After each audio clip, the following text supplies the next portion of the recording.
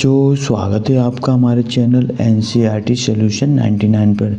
बच्चों, हमें आशा है आप अच्छे होंगे, स्वस्थ होंगे और आपकी पढ़ाई अच्छे से चल रही होगी। बच्चों, आज हम कक्षा 11वीं की रसायन विज्ञान के अंतर्गत कुछ महत्वपूर्ण नियम देखेंगे जो ऑर्गेनिक केमिस्ट्री से संबंधित हैं बच्चों, कार्बनिक रसायन से, और ये अक्सर परीक्षा में पूछे जाते हैं।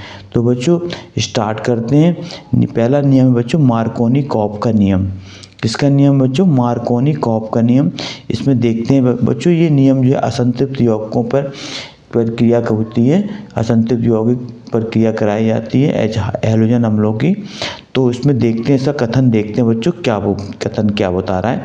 तो इस नियम के अनुसार असंतृप्त यौगिकों की योगात्मक अभिक्रिया में अभिकर्मक का ऋणात्मक भाग सदैव उस कार्बन से जुड़ता है बच्चों जिसमें कि हाइड्रोजन परमाणुओं की संख्या न्यूनतम होती है। तो बच्चों जो हैलोजन अम्ल पर जब इनको असंतृप्त यौगिकों पर बच्चों जब अम्ल की क्रिया कराई जाती है, हैलोजन अम्ल की, तो जो ऋणात्मक भाग होता है वो सदैव उस भाग से जुड़ता है जहाँ कर कार्बन परमाणु से उस कार्बन से जुड़ता है जहाँ पर हाइड्रोजन परमाणु की संख्या सबसे क्या होती, कम होती है। तो बच्चों इसका उदाहरण देखते हैं, उसको समझते हैं। इसमें तो इसका बच्चों असंतृप्त यौगिकों में आता है बच्चों एल्कीन के अंतर्गत बच्चों इसका समान सूत्र होता है CnH2n। तो बच्चों इसका रिएक्शन देखते हैं। ये प्रोपीन का उदाहरण लेते हैं बच्चों। प्रोपीन का उदाहरण होता है, प्रोपीन का C3H8 होता है बच्चों। प्रोपीन का सूत्र क्या होता है बच्चों? C3H8। तो इसका सूत्र लिखते हैं बच्चों CH3 single bond CH3 single bond CH और डबल बॉन्ड H2। बच्चों ये द्विबंध युक्त कार्बनिक यौगिक है एल्कीन, इसलिए यहाँ पे डबल बॉन्ड आता है। और इस पर बच्चों हैलोजन अम्ल की क्रिया कराते हैं। हैलोजन अम्ल होते हैं बच्चों HCl, HBr और HI। हैलोजन अम्ल है बच्चों HCl, HBr और HI, जिसमें बच्चों हैलोजन जुड़ा होता है वो हैलोजन अम्ल है। तो HBr से क्रिया कराएंगे बच्चों, तो इसमें क्या होगा, जो अभिकर्मक है बच्चों ये इसका धनात्मक भाग है और Br होता है बच्चों ऋणात्मक भाग। तो बच्चों अभी जो ऋणात्मक भाग होता है ये उस कार्बन से जुड़ता है बच्चों जिसमें हाइड्रोजन परमाणु की संख्या सबसे कम होती है। तो बच्चों यहाँ हाइड्रोजन परमाणु की जो संख्या है वो कम किसमें है बच्चों? इसमें हाइड्रोजन परमाणु 1 है और इसमें हाइड्रोजन परमाणु 2 है, इसमें 3 है।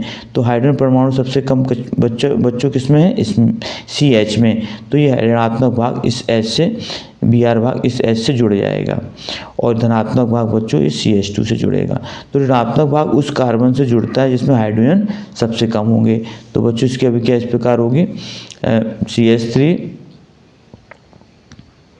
सिंगल बॉन्ड CH और बच्चों ये Br यहाँ जुड़ेगा CH से, तो नीचे Br आ जाएगा और सिंगल बॉन्ड हो जाएगा बच्चों CH, इसका H बच्चों CH2 से जुड़ेगा तो हो जाएगा CH3। तो इस तरह बच्चों ये क्रिया संपन्न होती है। तो इसमें बच्चों अभिकर्मक का जो ऋणात्मक भाग होता है बच्चों, ये Br ऋणात्मक भाग है, ये अभिकर्मक का धनात्मक भाग है। तो धनात्मक भाग बच्चों हमेशा उस कार्बन से जुड़ता है जिसमें हाइड्रोजन की संख्या सबसे कम होती है। यही बच्चा मार्कोनी-कॉप का नियम है। दूसरा महत्वपूर्ण नियम बच्चों है पराक्साइड प्रभाव, या इसी को बच्चों कहा जाता है एंटी मार्कोनी-कॉप का नियम। एंटी मार्कोनी-कॉप का नियम बच्चों जो है ये जैसे मार्कोनी-कॉप के नियम का जस्ट अपोजिट होता है बच्चों, उल्टा होता है। तो इसमें इसका कथन देखते हैं बच्चों, असंतृप्त यौगिकों की योगात्मक अभिक्रिया में किसी पराक्साइड की उपस्थिति में, किसकी उपस्थिति बच्चों? पराक्साइड की उपस्थिति में जब योग होता है तो हाइड्रोजन परमाणु की संख्या सबसे अधिक होती है। तो योग वहाँ होता है बच्चों जहाँ हाइड्रोजन परमाणु की संख्या सबसे अधिक होती है, जबकि बच्चों इसमें ऊपर पढ़ा था कि योग वहाँ होता है जहाँ हाइड्रोजन परमाणु की संख्या सबसे कम होती है। तो बच्चों इसका रिएक्शन देखते हैं और इसको हल करते हैं। तो बच्चों वही CH3, इसका सूत्र लिखते हैं बच्चों CH3 सिंगल बॉन्ड, ये बच्चों प्रोपीन का सूत्र है CH3 single bond CH double bond CH2। ये बच्चों प्रोपीन का सूत्र है, किसका? प्रोपीन। अब इसमें बच्चों HBr से क्रिया कराएंगे तो जो अभिकर्मक का जो बच्चों ऋणात्मक भाग होगा, ये ऋणात्मक भाग है Br बच्चों, ये धनात्मक भाग है। तो जो ऋणात्मक भाग होगा बच्चों वो जो है उस कार्बन से जुड़ेगा जिसमें हाइड्रोजन सबसे ज़्यादा है। तो बच्चों हाइड्रोजन संख्या यहाँ ज़्यादा है तो ऋणात्मक भाग इससे जुड़ जाएगा CH2 से। तो बच्चों इसका सूत्र बनेगा CH3 CH सिंगल बॉन्ड और बच्चों यहाँ बचेगा CH2 और बच्चों ये जुड़ेगा Br इससे, तो Br हो जाएगा। इस तरह बच्चों ये क्रिया होती है।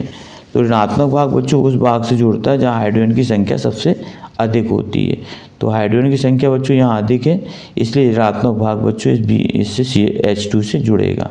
तो बच्चों इस तरह ये पराक्साइड प्रभाव होता है, मगर बच्चों इसमें ये उपस्थिति जो है बेंजोइल पराक्साइड की होती है तभी ये क्रिया होती है, इसलिए इसका नाम बच्चों पराक्साइड प्रभाव कहलाता है, क्योंकि इसमें पराक्साइड की उपस्थिति में ये क्रिया होती है। तो बच्चों इस तरह हमने आज ये महत्वपूर्ण नियम देखे। एक बच्चों मार्कोनी-कॉप का नियम है। इस नियम के अनुसार जो अभिकर्मक का जो ऋणात्मक भाग होता है बच्चों वो उस कार्बन से जुड़ता है जिसमें हाइड्रोजन परमाणु की संख्या क्या होती है, सबसे कम होती है। तो दूसरा बच्चों जो एंटी मार्कोनी-कॉप का नियम है जस्ट अपोजिट होता है, इसका विपरीत होता है मार्कोनी-कॉप का नियम। इसमें बच्चों असंतुलित यौगिकों की जो योगात्मक क्रिया होती है उसमें किसी पराक्साइड की उपस्थिति में बच्चों पराक्साइड की उपस्थिति रहती है, बिना पराक्साइड की उपस्थिति में ये क्रिया नहीं होगी।